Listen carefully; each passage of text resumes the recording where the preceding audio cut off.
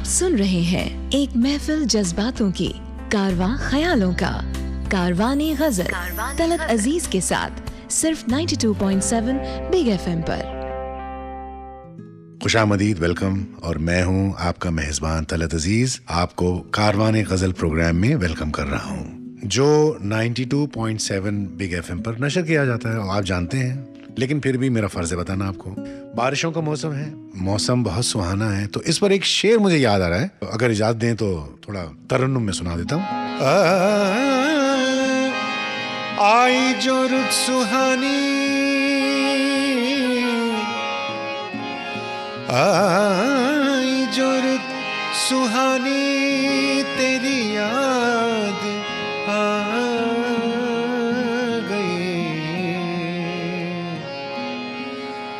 महकी जो रात रानी, तेरी याद आ गई। खुद को संभाले रखा था यादों की भीड़ में, कल ऐसा बरसा पानी, तेरी याद आ गई।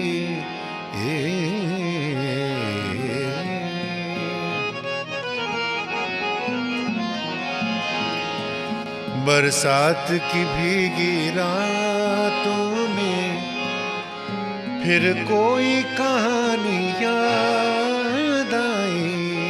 कुछ अपना जमाना याद आया, कुछ अपना जमाना याद आया, कुछ उनकी जवानी याद आई।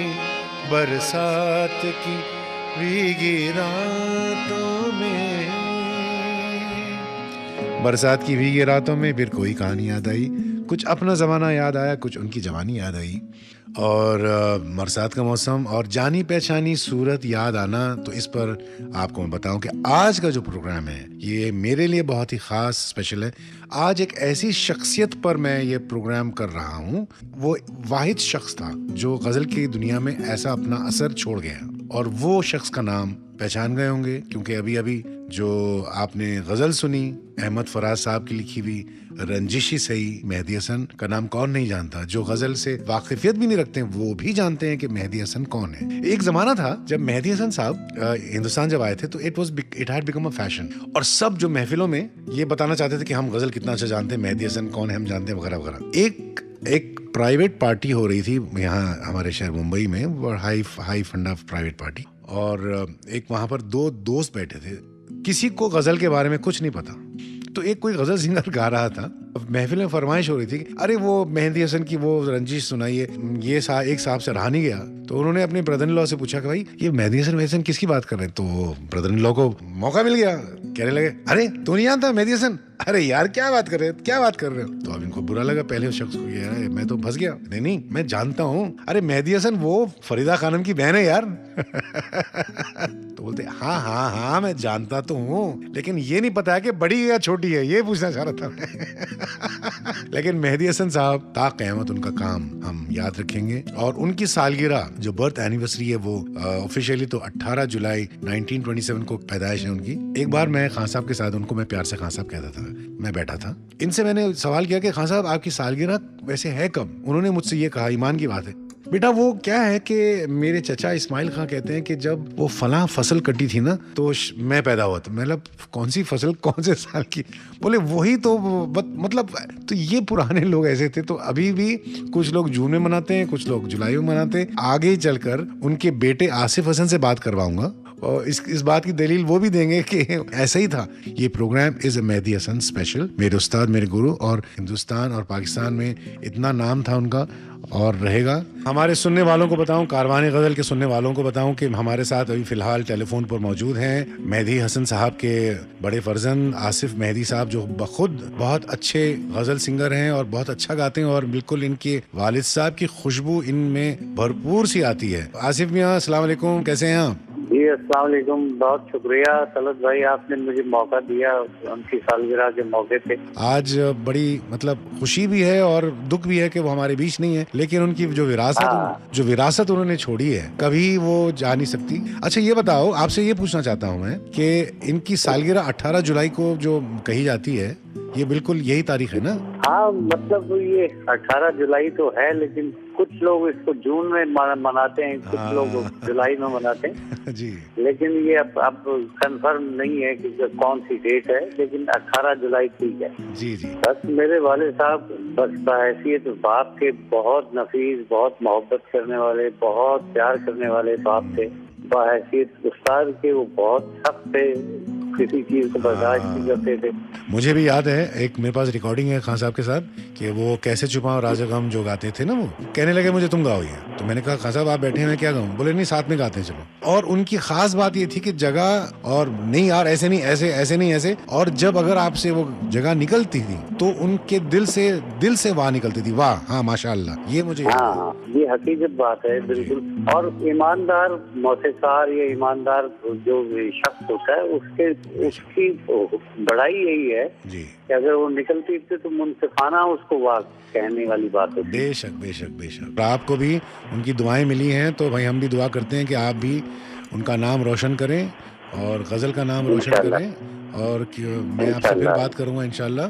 तो हमारे प्रोग्राम कारवाने गज़ल पर आने का बेहद शुक्रिया। गुलों में रंग भरे बादिनों बाहर चले, फैज़ अहमद फैज़ साहब का कलाम। और ये जो आपने गज़ल सुनी, ये मेहदी हसन साहब का वो दौर था जो जवानी का ज़माना नहीं था। ये this is when he was little more towards the उम्र इनकी हो चुकी थी, खान साहब जो की। तो ये आपने जो रिकॉर्डिंग सुनी वो उस जमाने की है। मैं अब आपको एक ऐसी रिकॉर्डिंग सुनाऊंगा जो शायद किसी ने सुनी हो। ये गजल है हफीज जालंधरी की, मोहब्बत करने वाले कम ना होंगे तेरी महफिल में लेकिन हम ना होंगे। बहुत लोगों ने सुनी है। ये मेहदी हसन साहब की रिकॉर्डिंग जो आपको सुना रहा हूँ, इसमें वो सुरमंडल पे गा रहे हैं। आप समझते हैं सुरमंडल, हार्प। मेहदी हसन साहब की पैदाइश हुई लूना गांव, डिस्ट्रिक्ट झुंझुनू, राजस्थान में बिफोर पार्टीशन। और इनके जो वालिद साहब थे ये ध्रुपद धमार सिंगर्स थे। अजीम खान साहब नाम था इनके वालिद का, और इनके चचा थे इस्माइल खान। ये लोग क्लासिकल म्यूजिशियंस थे। गजल इन्होंने नहीं गाई थी जब तक। जब ये पाकिस्तान चले गए बिफोर जस्ट एट पार्टीशन, तो इनको वहाँ मजबूरी में, क्योंकि नए नए थे वहाँ, पंजाब का पूरा वो था हिसाब, बड़े गुलाम अली खान साहब और गज़ल की दुनिया में जो बरकत अली खान साहब, तो इनको कोई जानता नहीं था। खेती बाड़ी भी की, मैकेनिक भी बने। और जब पाकिस्तान रेडियो पर इनको कॉन्ट्रैक्ट जब इनका हुआ अर्ली 50s में, तो एज ए ठुमरी सिंगर हुआ। तो ठुमरी सिंगर का मतलब ये है कि वो सुरमंडल पे ही गाते थे। और जब गज़ल गाने लगे, और वो उसके बारे में बताऊंगा कैसे गाए ये, तो वो सुरमंडल पे ही गाते थे गज़ल। तबला हारमोनियम कोई और बजा रहे हैं और मेहदी हसन साहब सुरमंडल पे गा रहे हैं। तो ये रिकॉर्डिंग आप जो सुनेंगे, मोहब्बत करने वाले कम ना होंगे, ये वही रिकॉर्डिंग है उस जमाने की, इनकी जवानी की। जरा आप नोट कीजिएगा कि इनकी आवाज़ भी उस जवानी की आवाज़ है, तैयारी भी है, और पूरा रंग जो क्लासिकल, लाइट क्लासिकल ठुमरी अंग है वो इस वर्जन में है। वाह, जिंदगी में तो सभी प्यार किया करते हैं, मैं तो मरकर भी मेरी जान तुझे चाहूंगा। क्या ख्याल है खतील शिफाई साहब का। और आपको याद दिला दूं, मैं हूं तलत अजीज और यह है कारवाने गजल 92.7 बिग एफएम पर, और आप सुन रहे हैं मेहदी हसन स्पेशल एपिसोड। और ये जो आपने नगमा सुना भी, खतील शिफाई साहब का लिखा, मेहदी हसन साहब का गाया हुआ, one of the most romantic नगमा है। ये गजल नहीं है। जिंदगी में तो सभी प्यार किया करते, मैं तो मरकर भी मेरी जान तुझे चाहूंगा। तू मिला है तो ये एहसास हुआ है मुझको, ये मेरी उम्र मोहब्बत के लिए थोड़ी है।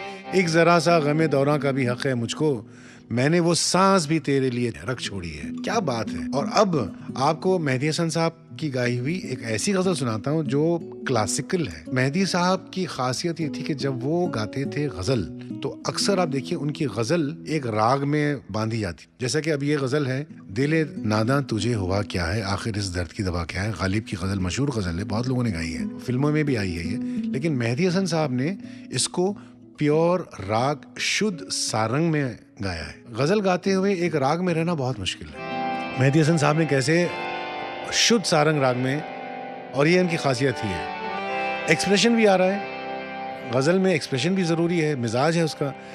दिले नादा तुझे हुआ क्या है, क्या है, दिले नादा तुझे हुआ क्या है, आखिर इस दर्द की दवा क्या है। जो एक्सप्रेशन था वो गायकी के जरिए वो जाहिर करते थे और ये बात आपको वाज़ेह होगी, आप सुनिएगा। जिंदगी को न बना ले वो सजा मेरे हौसला देना उन्हें मेरे खुदा मेरे जिंदगी को न बना ले वो सजा मेरे बाद। क्या बात है। मैं जो बात कर रहा था ना मेहदी हसन साहब की, जब वो गाते थे, चाहे वो रागनी में गज़ल कंपोज की गई होती, लेकिन लफ्ज़ की बयानी जो कहते हैं ना, जो इजहार करना, वो इतना क्लियर आता था और इतना जाके दिल को छूता था।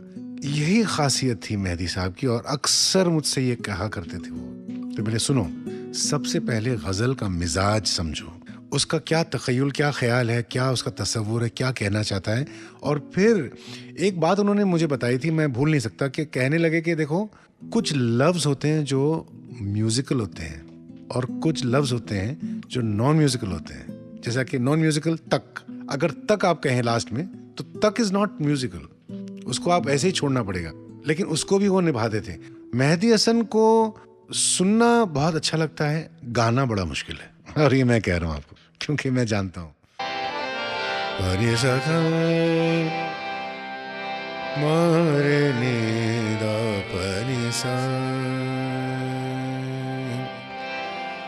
मैं नजर से पी रहा हूँ,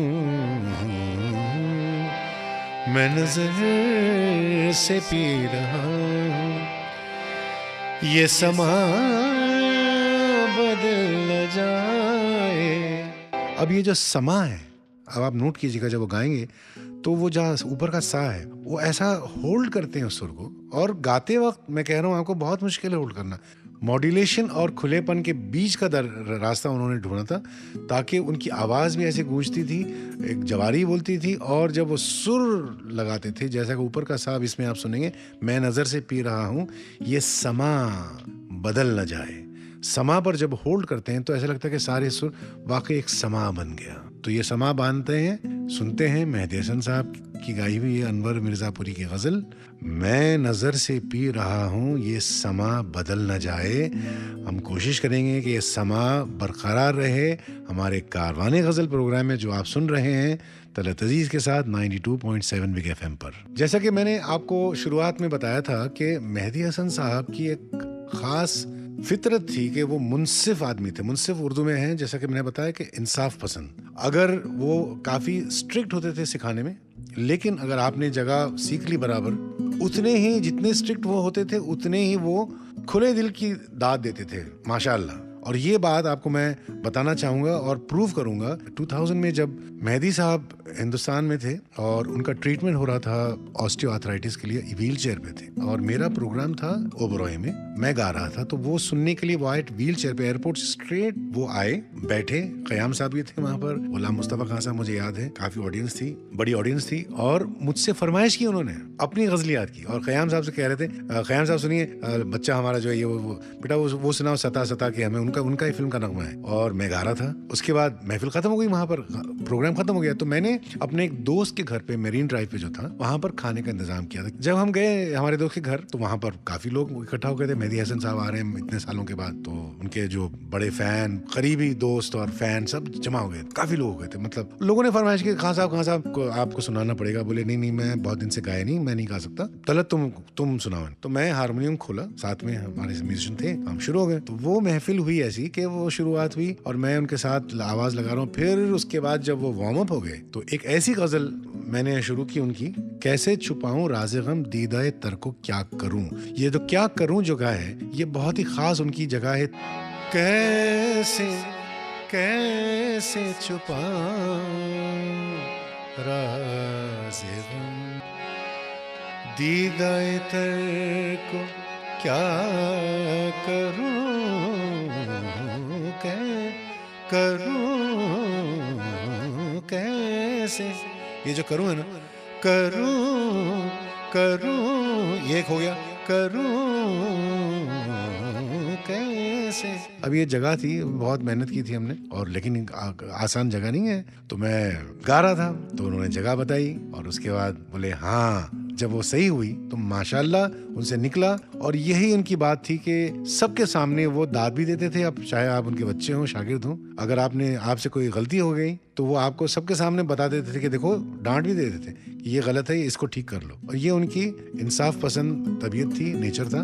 2000 या अक्टूबर 10 की बात, जो रिकॉर्डिंग आपको अभी सुना रहा हूँ मैं, आखिरी वक्त उन्होंने गाया और वो मेरे साथ गाया। मैं अपने आप को कितना खुशकिस्मत समझूं। ये रिकॉर्डिंग मैंने आज तक किसी को नहीं सुनाई, आज पहली बार मैं ये आपसे शेयर कर रहा हूँ। मेहदी हसन साहब की आवाज सुनिए और साथ में मेरी, कैसे छुपाऊं राज़े गम दीदा तर को क्या करूं। गजल के बाद मैं आपसे इजाजत चाहता हूँ, अलविदा कहता हूँ। अगर आप किसी वजह से ये प्रोग्राम मिस कर गए हैं तो अगले सैटरडे आप यही प्रोग्राम सुन सकते 9 o'clock 9 बजे। तब तक के लिए शब खैर कहना चाहता हूँ, चलिए इजाजत चाहता हूँ। मैं हूँ तलत अजीज और ये है कारवान गजल 92.7 बिग एफएम।